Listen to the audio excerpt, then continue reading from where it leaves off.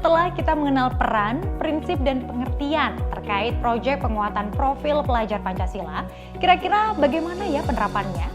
Saat ini kita bisa ikuti percakapan ibu dan bapak guru tentang tahapan pelaksanaan proyek. Yuk kita simak!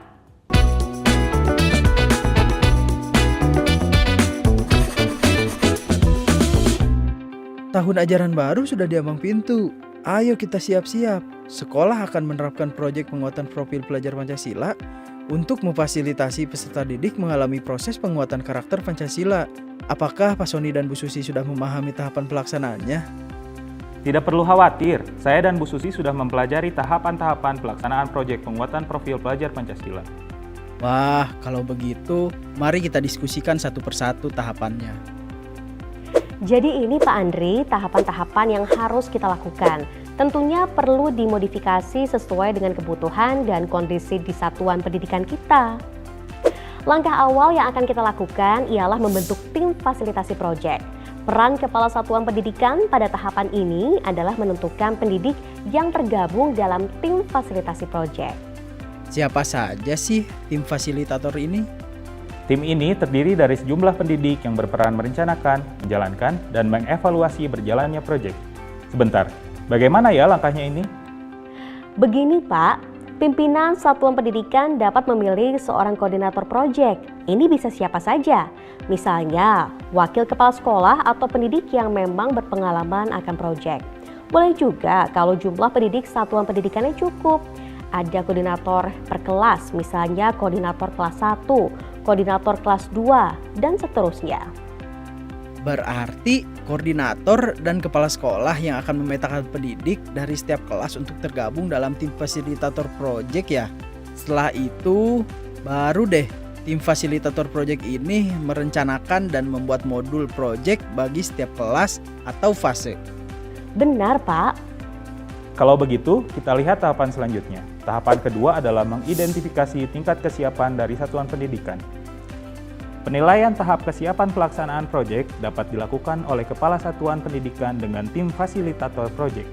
Bersama-sama bisa merefleksikan keadaan kontekstual sekolah dan menentukan tahapan kesiapan sekolahnya.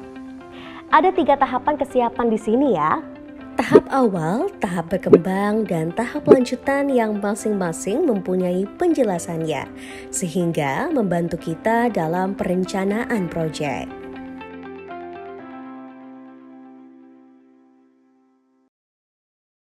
Wah, kalau begini, kita dapat mengidentifikasi sendiri ya? Betul Pak, mudah banget ya. Iya, menarik banget. Oke, tahapan selanjutnya ada merancang dimensi, tema, dan alokasi waktu proyek penguatan profil pelajar Pancasila. Berarti tahapan ini yang menentukan adalah tim fasilitator proyek ya? Oh, tapi yang saya baca untuk dimensi memang tim fasilitator dan kepala sekolah yang menentukan. Tetapi untuk tema juga bisa dilakukan dengan peserta didik loh. Berarti tergantung dari hasil identifikasi tahapan kesiapan satuan pendidikannya. Betul Bu, dalam 1 tahun ajaran, satuan pendidikan dapat memilih 2-3 dimensi yang menjadi fokus dalam 1 tahun. Dan untuk tema, dapat memilih 2-4 tema dalam setahun dari tema-tema yang ditetapkan oleh pemerintah. Tergantung jenjangnya, peserta didik dapat dilibatkan dalam pemilihannya. Jangan lupa, sebagai tim fasilitator harus melihat kebutuhan dan keadaan satuan pendidikan. Karena ini yang akan menjadi pertimbangan utama saat penentuan dimensi dan tema. Kita pilih dan fokuskan dimensi dan tema sesuai dengan keadaan kontekstual satuan. Kemudian, tim fasilitator juga dapat menetapkan alokasi waktu proyek. Tapi ada ketentuan alokasi jam proyek per tahun untuk setiap jenjang tidak ya? Berikut Pak Andri, ada ketentuan alokasi jam proyek per tahun untuk setiap jenjang. Pada praktiknya, jumlah JP ini akan dibagi sesuai jumlah temanya selama setahun. Tapi tidak perlu setiap tema harus sama jumlah JP-nya. Yang penting, total JP tercukupi selama setahun. Pelaksanaannya pun fleksibel. Satuan pendidikan dapat menentukan waktu-waktu berproyek sesuai kebutuhan. Lengkap banget. Lalu, apa tahapan selanjutnya ya Bu Susi dan Pak Sony? Tahapan keempat adalah menyusun modul proyek. Dalam menyusun modul proyek, tim fasilitator menyusunnya sesuai dengan tingkat kesiapan satuan pendidikan. Tahapan umum dalam penyusunan modul proyek yaitu menentukan sub-elemen yang akan menjadi tujuan proyek, mengembangkan topik, alur, dan durasi proyek, serta mengembangkan asesmen dan aktivitas proyeknya. Oh begitu ya.